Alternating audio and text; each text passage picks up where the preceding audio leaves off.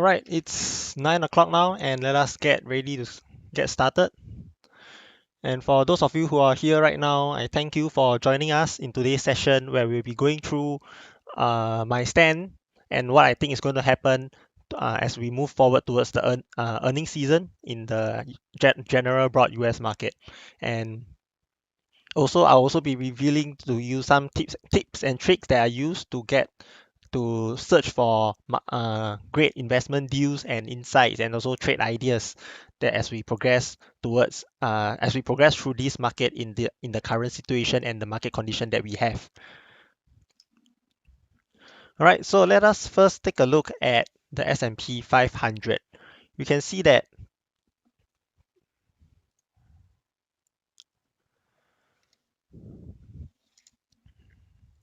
all right, so we ended last Friday on this somewhat of a bullish pin bar candle, and it is right in the middle between the 50-day simple moving average. Right, so for those of you who are not so familiar, let me refresh again. This is the 20 EMA exponential moving average. This is the 40-day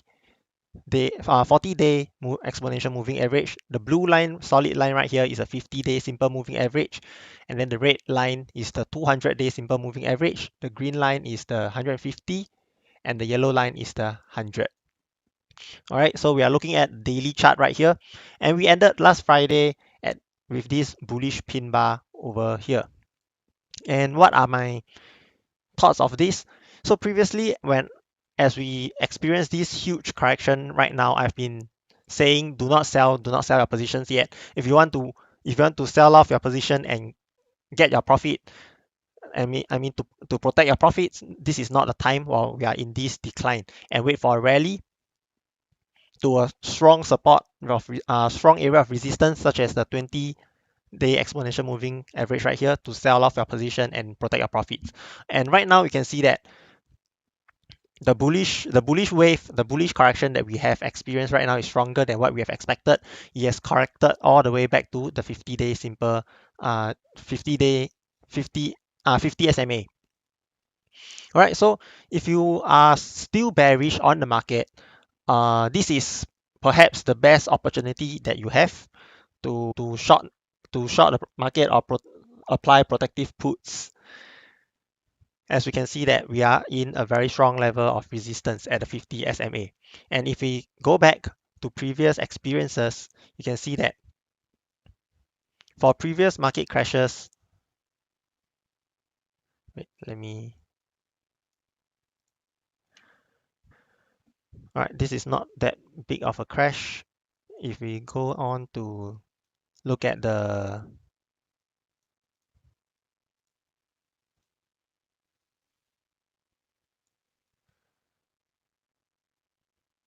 2007 global financial crisis, right? You see that the 50-day SMA is acting as a strong resistance over here.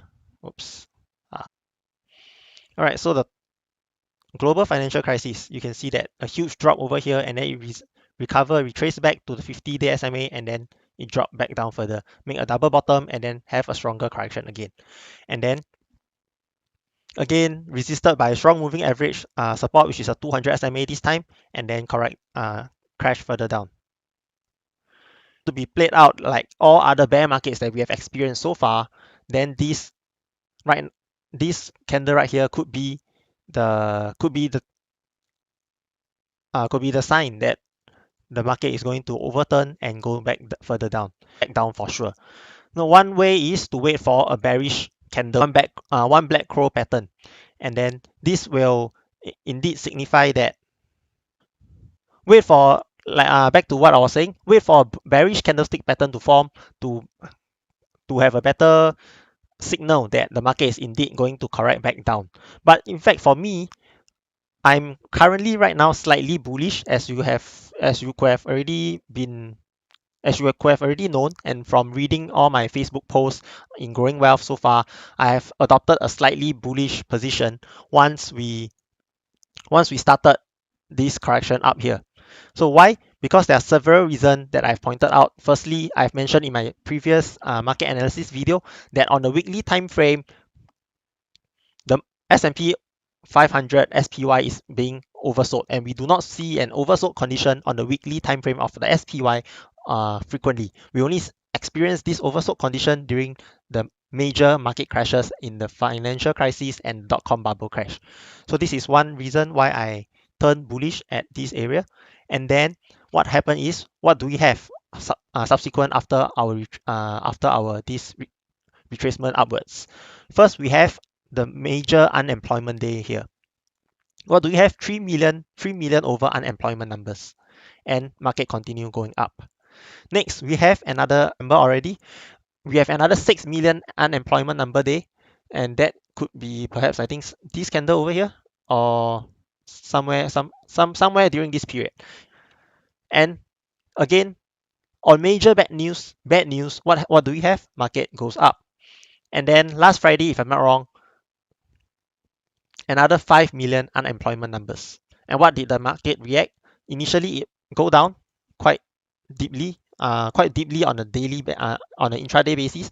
But towards the end of the day, the market still rally upwards, forming this small bullish pin bar that we see over here. So in total, we have already 14 million unemployment numbers.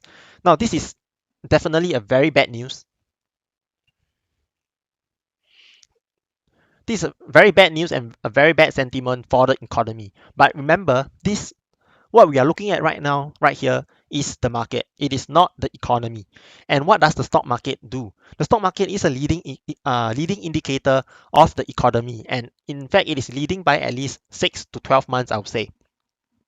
So when we have such strong negative sentiment in the economy and such negative news coming out day after day, and then markets still continue to rise, this somehow signals to me that perhaps the worst has been priced in already uh, in this huge crash over here. Perhaps maybe what is happening over here is that maybe they could have already priced in like what somewhere like maybe like 30 million unemployment numbers, and when they say that the news is actually not that bad, the rally keep going up higher and higher. All right, so just one point in mind: do not base your market decisions on news. Do not base them on news, as the stock market do not as when the news has already been released, it is already too late. All right, most of these news have already been priced in into the market previously. Okay, so, and as I've been posting my analysis on Facebook, what I've been getting is comments like, "Oh, wait for another week of unemployment numbers," and then another week of unemployment numbers come, it continue to rally. And after unemployment, what's the next excuse that they have for the market to crash? That is the earnings season. So, in fact, during last week over here, the banks, JP Morgan and Bank of America, BAC and JPM, they have already released their earnings. So as we proceed on in towards the final weeks of April, we have more earnings coming out. So whether or not these weak earnings or bad earnings will impact that market that much, such that we experience a huge major correction back down again, crash back down again, is definitely an issue to be concerned with. So personally, what would I be looking out for? Previously, I said that to have a higher chance of being correct, wait for a a bearish reversal candle, such as what's that? The the black crow pattern, right? So in fact, for me, because I'm slightly more bullish, I'll be willing to wait for a stronger correction back down before I adopt a bearish stand again. So as you can see here, this uptrending trend line that I've drawn, this line could have been drawn when the market made a higher low over here. So the lowest low at 220 over here, and then another lower low at 245. So with these 2 points, we can connect them together, and this gives us this pretty nice uptrending trend line that has not been breached yet. So I will be more cautious if this correction back down could break this uptrending trend line. Then this will be a signal that perhaps more downside will be coming. But in fact, even if it breached this trend line, guess what? We are still at a higher high. A higher high from, I mean, a higher low. A higher low from the lowest low, and then still a higher low from the previous low. So then where could we, so then where would I be, will I fully convert my slightly bullish stand to a bearish one? For me, I will be using a Fibonacci retracement again. So as you have known by now, I've been basing analysis a lot on Fibonacci ratios. And right now, let's see this small up wave that we have over here. And let me change so that it is easier for you to see and zoom in. Yeah. So what the Fibonacci ratios tells us is that on a correction, based on the previous move that it has made, it has a high tendency to be attracted and corrected to the Fibonacci ratios, which is the 38.2, the 50%, and the 61.8 level. So generally, these are strong areas of support which could act as a support, act as a cushion for the correction and to stop the correction from going further down. So based on this Fibonacci retracement, the strongest level of support would be the 61.8 right here, and this is around $260 level. And we can see, in fact, 260 level previously has been a rather strong resistance for these four candles over here. So after breaking through this resistance, it is likely to be a strong support again. Therefore, what I'll be watching for is firstly a black crow candle pattern. Secondly, a breach below this trend line, uptrending trend line, and lastly, this corrective wave back down should at least breach this 61.8% level before I would adopt a bearish view again. So you can say that in fact, even if we breach 61.8, there is still a potential of making a higher low if we compare to this low over here. Yes, but my take would be that the probability is slightly lower now after forming such a huge correction, a strong corrective wave downwards. I would say that the chances of it correcting furthermore would be higher once we see these three things happen. So one, and the second one being this trend line, and the third one being this 61.8 level.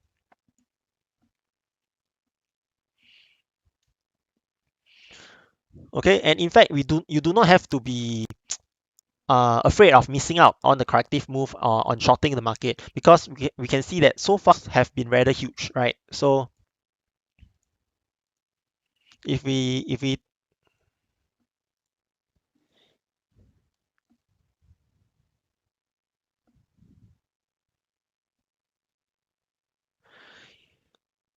if we measure this correction downwards, it is a 15% move down, in a couple number of days. And after a very small retracement up, and after crashing 30%, it retraces back another 20%, drop down another 7%, and now it is currently up 17%. So if the going to be real, it is going to be lots of opportunity for you to apply protections to your portfolio at this. If a bear case were to resume in this market, in the case of, let's say, bad earnings, or maybe even highly probable at the 220 level. All right, so back to where I was.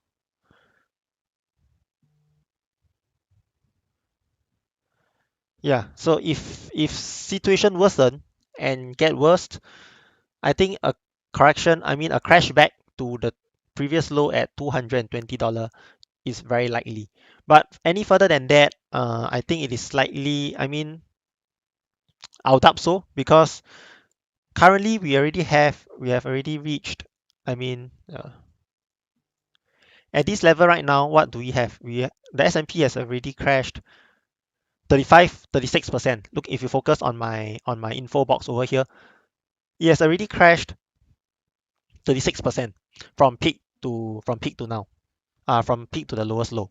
So, and 36%, if you go back to my previous videos on the bear market analysis, it is the average percentage that market crashes during bear markets.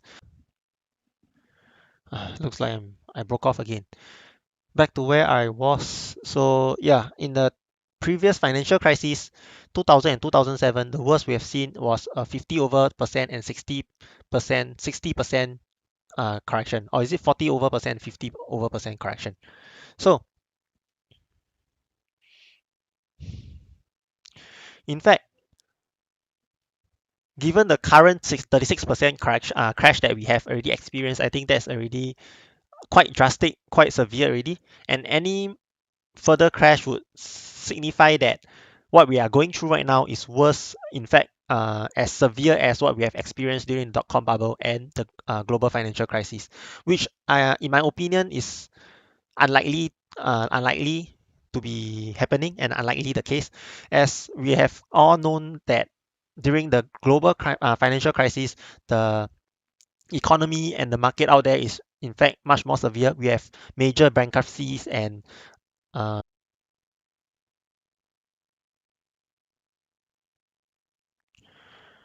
okay, so yeah, back to where what I was saying. I think that this issue that we have is not going to be as severe as what we have experienced during the global financial crisis and the dot-com bubble. So with that, I think that this 36% is likely the low that we have seen, unless situation really worsen from here on. Okay, so moving on, let's see what we have from the weekly chart. I've not seen this myself.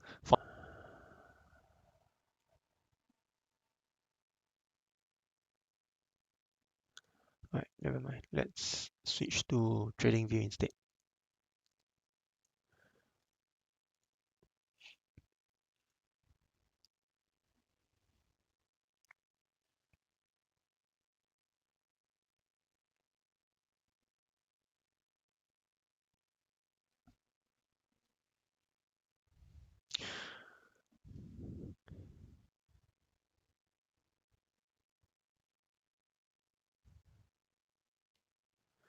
Okay, so this is the weekly chart of the SPY. We can see that currently it has already corrected back up above the 150-day simple moving average, which is shown in green. And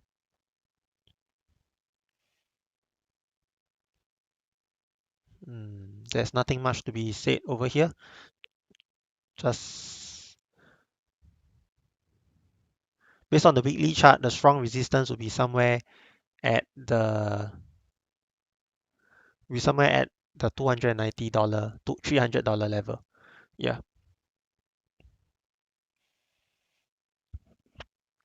Okay. And as for the monthly chart, what do we have? All right. I've got a question. If earnings are dropping and debt rising, wouldn't the valuations plummet? Yeah. So that is, in fact, what might happen if really very terrible earnings are going to be announced as we move forward. And but whether or not these bad earnings has been already been priced in to the into the stock market, we do not know. So best is to just react accordingly based on the technical signals and the technical analysis that I've already pointed out previously. So remember the 3 points that we want to look out for before we adopt a bearish view again, and that is the breach below the uptrending trend line, and then a breach below the 61.8 Fibonacci retracement level, right? And on the monthly chart of the SPY, we have you can see that this is a very nice bounce off the 50-month moving average. So perhaps really if things were to continue recovering from here on, the worst, like likewise again could have been already been over and have been everything, the worst could have been priced in already. So we could be already on our way back to recovery. All right. Okay. So yeah, and okay, back on my thing of swim chart, you can see that it is currently at the weekly chart. The candle right now is already at the 100-week moving average support, which could. So what do you mean by tradition pivot points? Just to clarify and make sure that we are on the same page.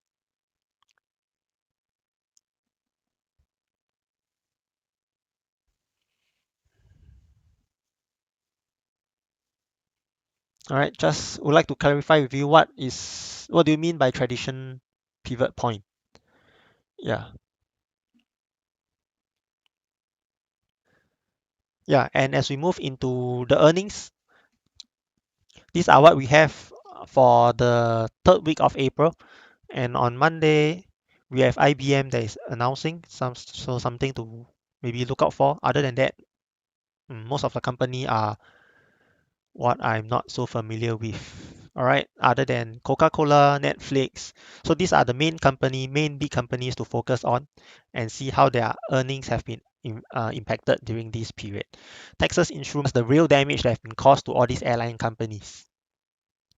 And we have some biotech companies like Biogen, Thermo Fisher, AT&T, and Xilinx for some 5G company. And then on Thursday, we have Southwest Airlines, another airline company. So this would be interesting to look out for again. Domino, Intel. Intel. If you have not watched my previous video, it is undervalued company. So something to worth thinking about whether or not you want to take a value investing position in it. And Hershey, something that I would like to invest in, because if you think about it, 20 years down the road, we'll still be consuming chocolates. And yeah, just if I don't recall wrong, if I recall correctly, then I've analyzed Hershey before. It is slightly overvalued if I'm not wrong. Yeah. Yeah. So come to talking about American Express. I have one viewer asked me recently some questions on the credit, some questions on regarding the credit industry analysis video that I've made.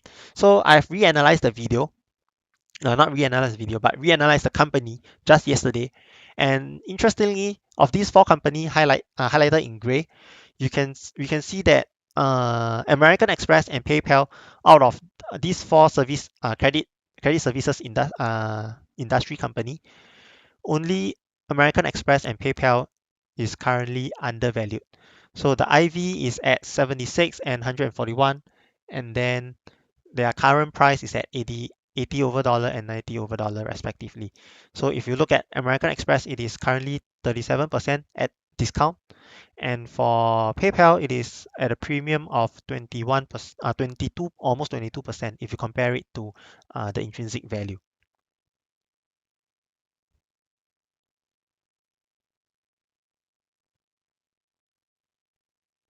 All right, so just some things to consider about as we move on forward. And just right now, just like to sidetrack a little bit about myself. So this is my trading portfolio. I'm very glad and just glad and grateful to have been able to stay flat throughout the correction. And currently, right now, my trading portfolio is at 28%. So this peak I've I've reached this peak previously during the first week of the correction, but then lost some of it as the week progresses, and doing my best to like protect my portfolio along the way. And also during this huge correction, during this huge not correction but crash, during this huge crash, I've been adding long trades, long position, long directional trades along this crash, and then as well as neutral direction trades. So most of my trades are based on options, and these are my positions that I'm holding right now. So you can see that Bank of America I've added back at $23, so that was quite some time back, EM, emerging markets ETF, Facebook, Microsoft, and yeah, and Activision Blizzard. So most of these companies I've already covered them, and they are all fundamentally strong companies. So which is why I am how do I put it? I'm more inclined to trade them because in a sense they are much more stable, and the volatility is not that, I would say, perhaps not that wild as compared to the general broad market of the SPY, right? So that's for trading. And for my investing, so this is currently the positions that I'm holding, and you can see at the worst time of the market, while the S&P has crashed 36%, my value investing portfolio was down 20 over percent. And right now, while the market is still at a negative, my investing position has already broken, almost close to broken even, with Amazon being the largest winner. So if you're not familiar with Amazon, recently it has a very crazy exponential move upwards. So due to what, I'm not so sure as well, but the news is not so important.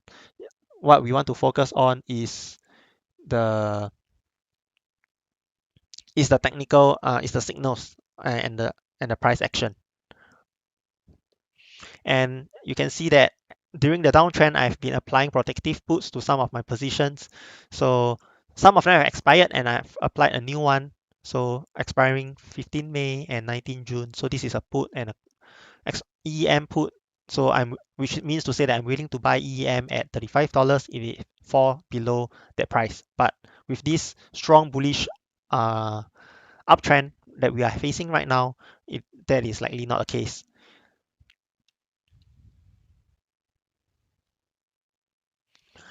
All right, so moving on next, I want to give you guys some tips on how to look out for uh, stocks and companies that have relative strength compared to the SPY. All right, so now one thing you can do, you can perform this trick yourself using TradingView. If you're not so familiar, you can go to tradingview.com and then just key in the ticker symbols and just, yeah. So this is just like any other charting software out there. So just let me hide off all this for simplicity's sake. Okay, now let's say you want to invest in some company and you are thinking to yourself whether or not this company is performing better than the S&P 500, than the general broad market out there, or is it a worse company than the broad market. So we take SPY as the average, okay, and we want companies that is performing better than the SPY. So how can we do that? So you can use this compare function over here, and you can add a symbol to compare. So let's say I want to compare, okay, one of my trading positions, Microsoft.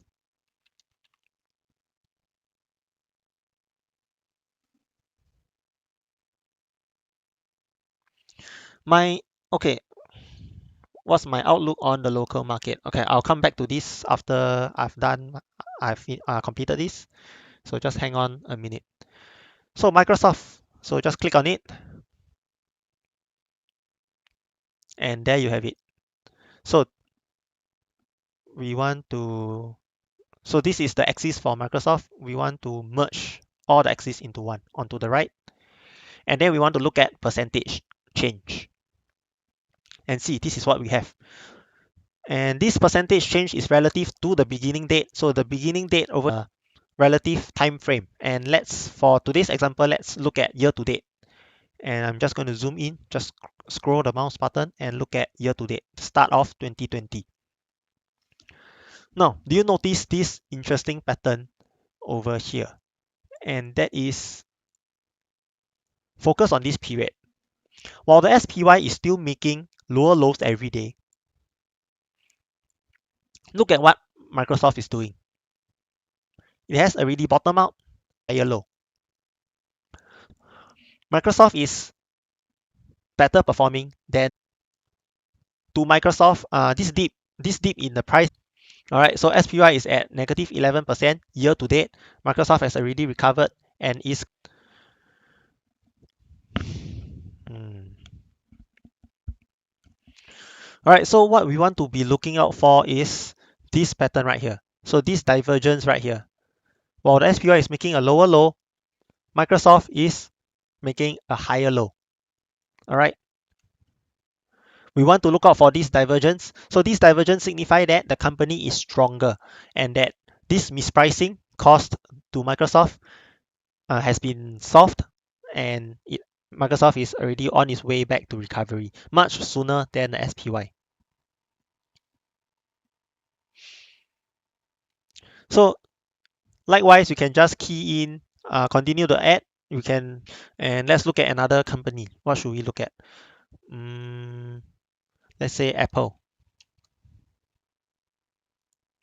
All right, if you guys have any things that you want to look at, feel free to type in the comments so that I can just input them into the chart for you guys. So you can see that Apple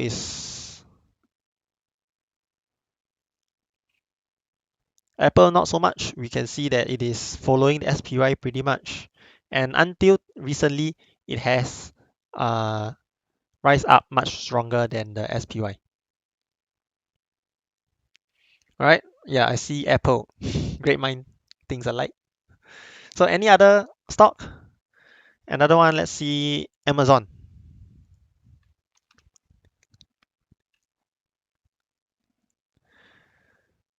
Make things simple. So for Amazon, Amazon has been a rather interesting case. So we can see that it has been lagging the market for quite some time. And then until recently, it surpasses the market. And if we look back at Amazon, is this Amazon? Yes. So you can see that it has been rather beaten down in the past year based due to all they have been faced with. So it is not until they release. Okay, am I back? Right, okay. So let's get back to the question. What's my outlook on the Singapore market, SGX? So personally, for myself, in the Singapore local market, I'm more familiar with the REITs and the banks.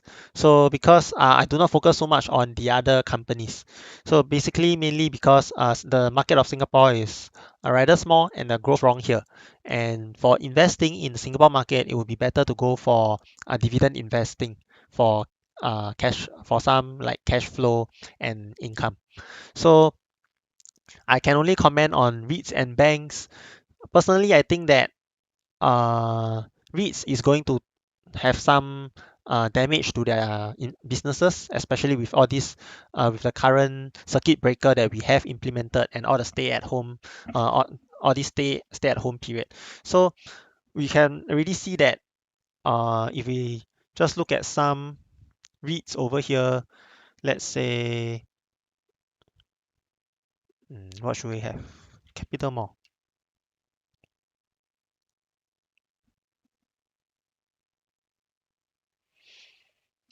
So you can see that the most of the REITs have already taken a beating and their prices has already dropped very sharply already. So just like this is Capital Mall, and you can see that it has already. Uh, let's go to year to date. Never mind. Let's switch back to how do I close this? Yes. All right. Yeah. So they have already correct corrected very sharply, and I feel that just like the US market, perhaps most of these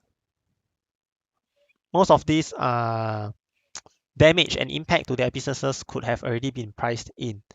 All right. So what we can do right now is just to look forward and just react based on what we are seeing on the charts. So personally, what I have been doing is to continue just to dollar cost average my way into my positions as a form of investment. So I've already added banks DBS at $18, 18 over dollars.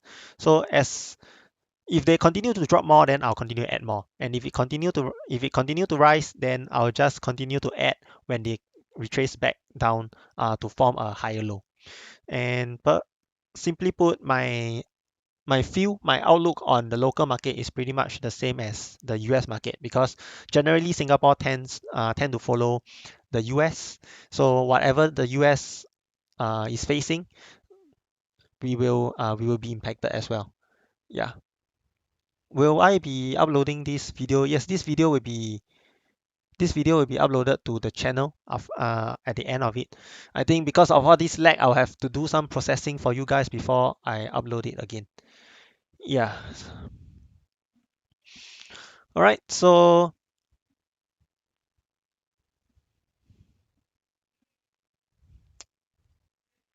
do you guys have anything for me? Anything to add? Anything to discuss or share? Otherwise, this is for today.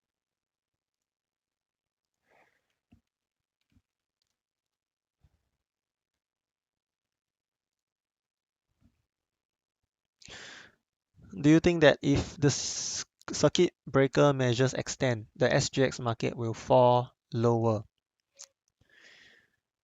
It's getting a little bit like fortune telling already, right? So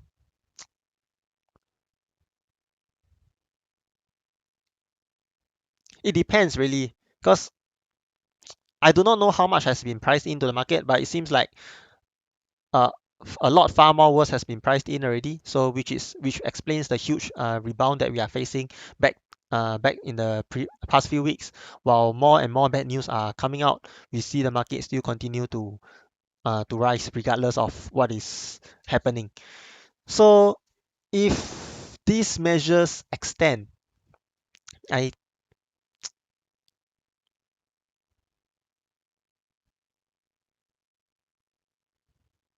perhaps we might see more impact to the businesses, and then either we can see a sideways market or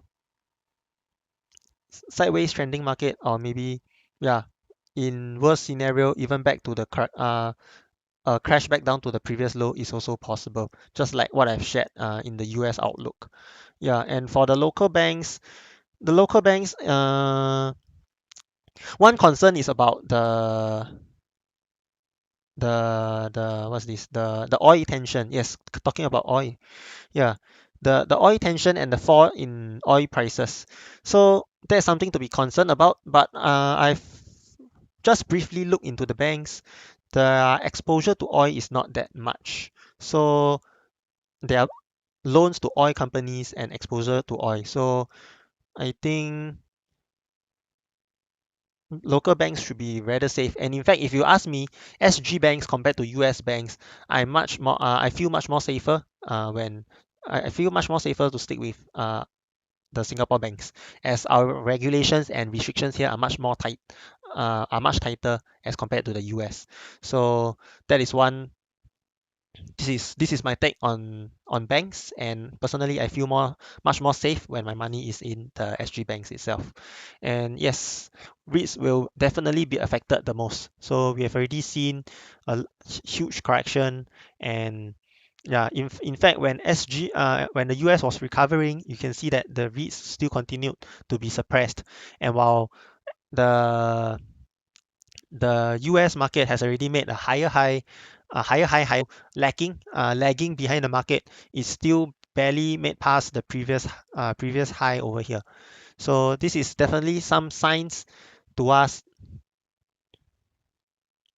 definitely some signs to us that REITs have been largely impacted. So this is Capital Mall. Another one, uh,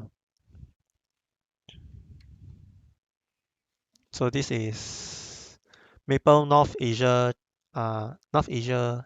Trust, Commercial Trust. So yeah, the portfolio is mainly based in Hong Kong, Japan, a few, and some other countries which I can't remember. So this one is performing much better. So this is overseas Hong Kong, mainly Hong Kong, and you can see that China and Hong Kong has been recovering. So is the stock prices. As compared to Capital Mall, which is Singapore based, the recovery is still not as strong. Yeah. So Bottom line is really just base your I mainly base my analysis on the technical charts and just react accordingly to what the the the charts tell me.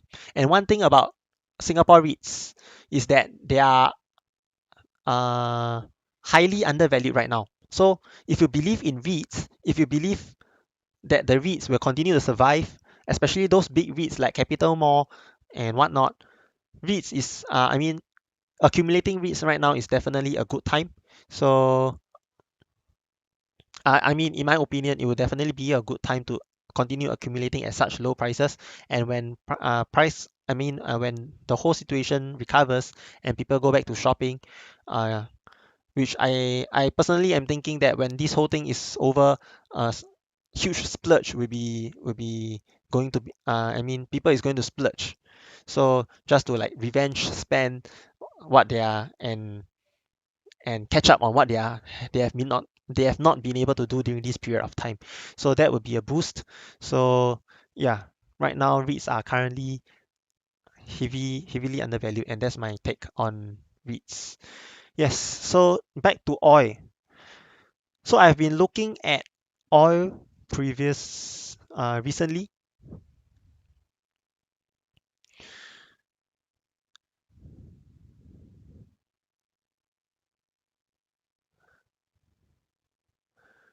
So this is what we have after all the oil tension has happened. Okay, this is the week. We can see a huge crash back down, crash from 50 over dollar down to like 19, a brief rally up to $30, and then now it is back down to like 20 over dollar. So it has in a sense made a double bottom. So personally for myself, I'm looking to have a short trade, I mean a short term trade in a long direction uh, from oil. So this is what I have been seeing from the charts previously. Right. Let's see if I can remove this green line. Yeah. Okay, so you can see that previous major crashes for oil, like this one over here.